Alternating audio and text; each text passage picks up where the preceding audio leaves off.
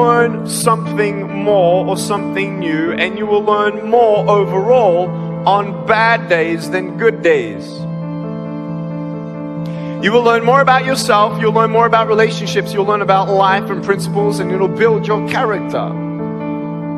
If you're a person who wants to, let's say, improve on your character of patience, let's say, don't complain when you're waiting in a line. You ain't going to grow in patience until you're put in a place to wait. It's like you go into a gym and, you walk in through the front doors and, you tell your wife or your husband, I'm going to the gym. You go into the gym and you come in 3 feet and you do a U-turn and you ride out, I went to the gym. Ain't gonna do nothing. You gotta go in there, and what are you gonna do? You gotta pick up the weights. And you exercise the muscles that you want to build. I stand before you without arms and legs, but a very strong man because of the bad days in my life. You know how it is. If you didn't go what you've gone through, you wouldn't be who you are today. And I'm not belittling your pain, and don't worry, I've seen pain in my life, and I've seen not only in my life, but people's lives. And people say, well, at least I have no arms, no legs. And then what am I supposed to say? Well, at least I'm not an African orphan who's dying at 4 years old, and I met that person. What about the 10-year-old girl that was bought for $700 in Mumbai and kidnapped as a sex slave to have 350 clients before the age of 13, pregnant at 12, put the baby under the bed while she works on top, abandoned by her family. After she pays her debt of $700 after 3 years with her child, she leaves on the streets of Mumbai hoping for a new life. No family, no job, no food. Her baby needs food. She gets raped, beaten up on the street. She comes back to the only way that she knows how to make money. She goes back to the brothels. She gets pregnant at 15 the second time, and then that child dies. And at 20 years old, she comes up to me. Yes, I have met this woman. She comes up crying. She says, Nick, I just found out I got HIV/AIDS. And I got fired for being a prostitute. What do you say to that? You may have arms and legs, but unless you know 3 things. Number 1, who are you and what your value is? Number 2, what is your purpose here in life? And number 3, what is your destiny when you're done here? If you don't know the answers of any of those 3 questions, you're more disabled than I. Guys, my name is Nick Vujicic. I was born in Australia in 1982, moved from Australia to California in the year 2006. And my life story, I'm just thankful that people have seen my life on some sort of level, whether it's just YouTube videos or seeing pictures of a limbless guy smile. People always ask me, what happened to you and how did you overcome what you've been through. The title of the message that I've been given is Transforming the Walls into Doors. When I speak corporately, the line that I like to use is changing obstacles into opportunities. Now, I'm very well aware to share with you as well, I know that there are 1 billion people going hungry today. I know that this year 1 million people will commit suicide. It's 1 every 40 seconds. I know today there are 120 million slaves, and I've met sex slaves, and I've seen the top of the pyramid as far as business and met the billionaires. I've met bankers, and I've also met orphans. We're all looking for something. We're all looking for hope. Hope you can't just have just because you were born with hope. No, we're born with pain. We're born and live through difficulties. And in our life, my parents always taught me that even though we don't know why I was born this way, that we have a choice. Either to be angry for what we don't have, or be thankful for what we do have. The power of that choice was the first thing that I had to overcome and decide for myself, especially in the early years of school. A lot of kids would come up to me and tease me.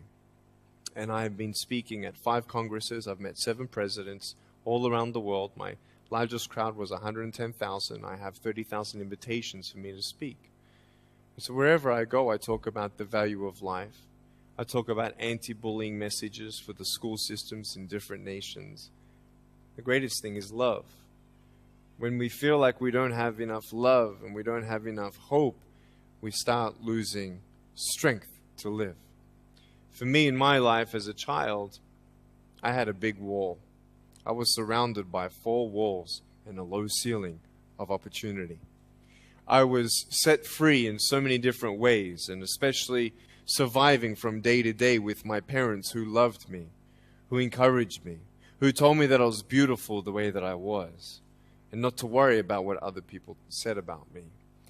I was actually the first special needs child to be integrated into the mainstream education system in Australia, and I was awarded Young Citizen of the Year in 1990. And the world is a hurting place, and the world needs hope, and the world needs love. Without hope, we feel like, why are we here?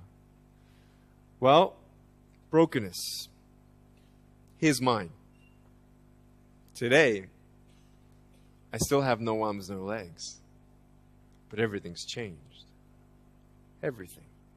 For me, I was looking for hope and happiness, and I couldn't see it for many years.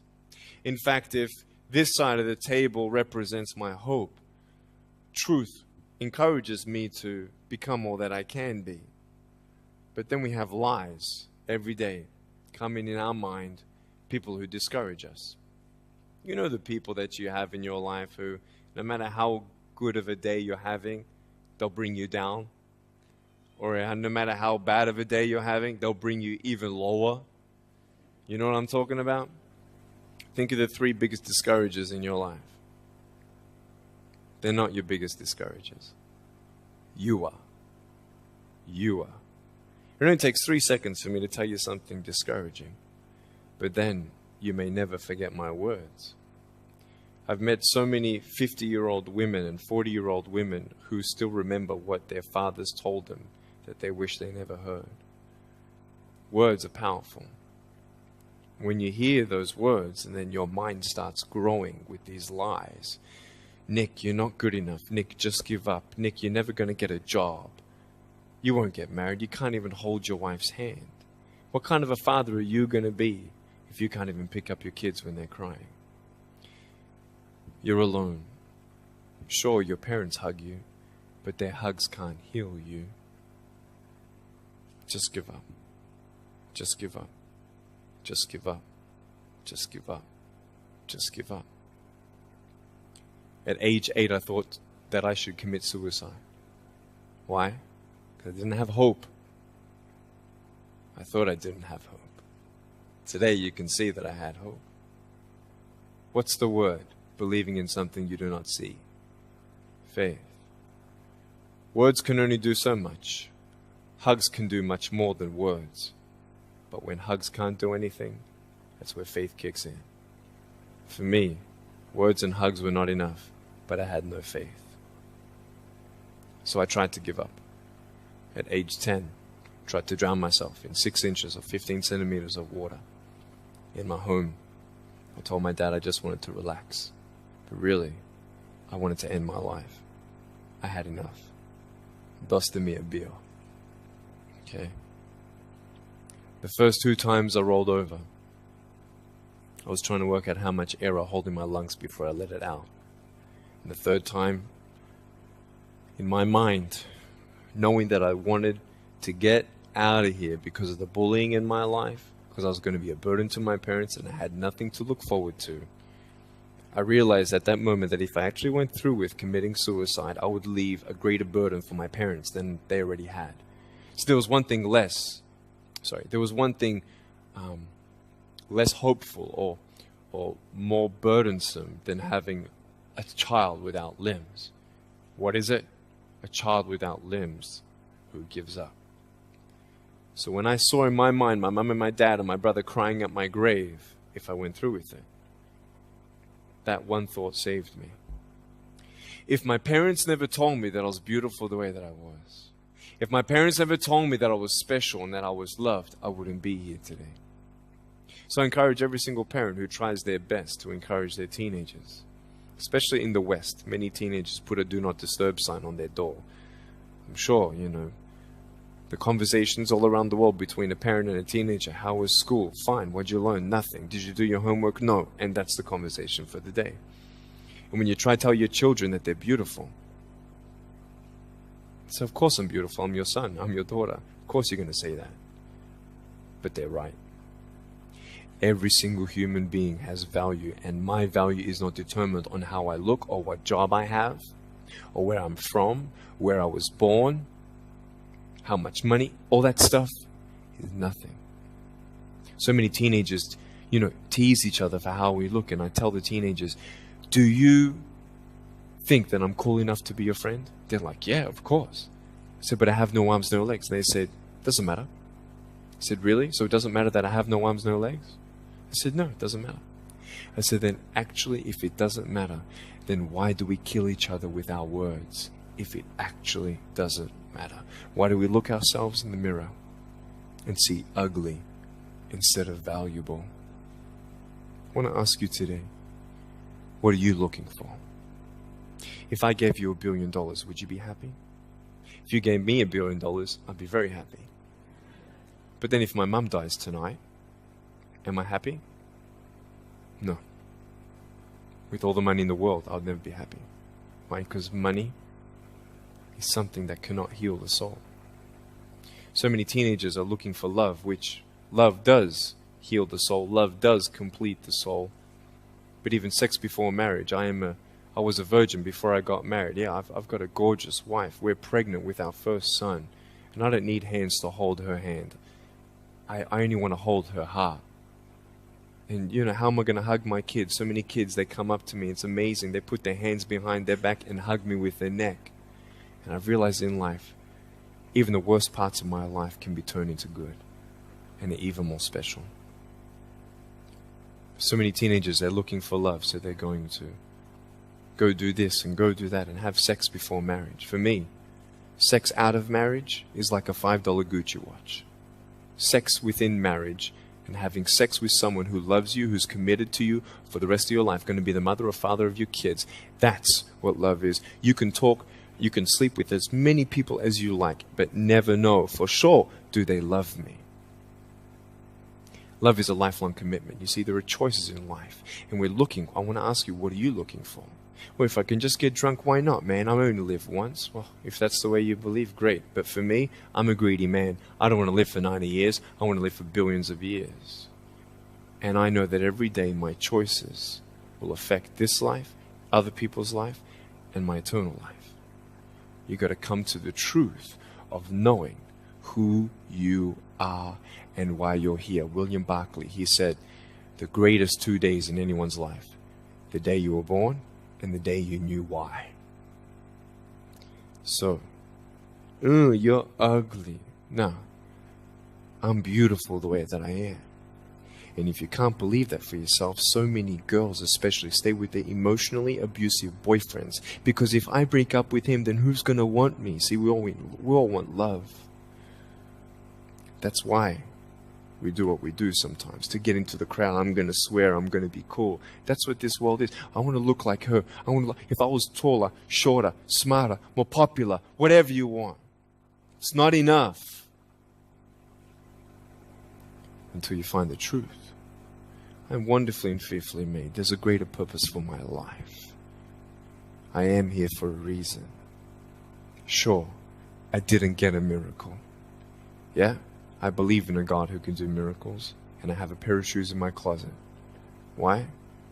I've seen blind people seeing and deaf people hearing. That's fine if you don't believe me. I got it on camera. But I realized something. If God doesn't change my circumstance, He's going to use my life to be a miracle for someone else. When you don't get a miracle, you can still be a miracle for someone else. I'm going to close off with this beautiful story. I was in Southern California. I have two organizations. I have a non-profit organization and I have a for-profit. I probably spoke between years 2007 and 2010, 1,000 times, 600 flights. And I've spoken to 4.5 million people face-to-face. In the last 48 hours here in Serbia, we've reached 5 million through media. So, we have the heart of people to love others. We want people to love each other, love yourself, dream big, and never give up. We're all looking for hope, aren't we? What are you looking for? Money, drugs, sex, alcohol, pornography, fame, fortune never satisfies. It's never enough. But I've come to a peace. So check this out. When I'm 24 years old, 5-6 years ago, I was in California. And I never met anybody else like me. When I was 10 years old, I wish I would have met somebody like me. Never did. Didn't get that miracle. But at 24, in California, I saw a little boy with no arms and no legs, 19 months old, just like me. I knew he was going to be bullied. I knew he was going to go through depression. I knew he would feel alone.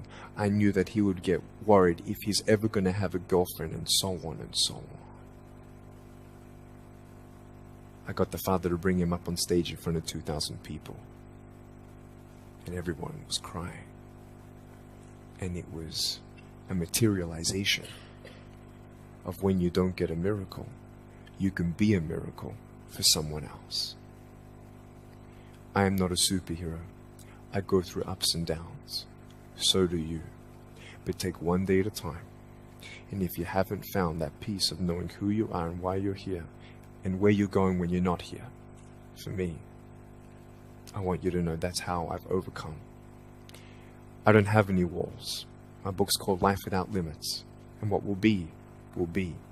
I've acted in a short film, 30 awards. I got Best Actor in a short film. I've done my own music video. I've written 2 books. First book, 30 languages, 800,000 copies. I'm 29, and we know 1 billion people know who I am. Not to bring up my pride or my name or my status. Trust me, I'm just like you.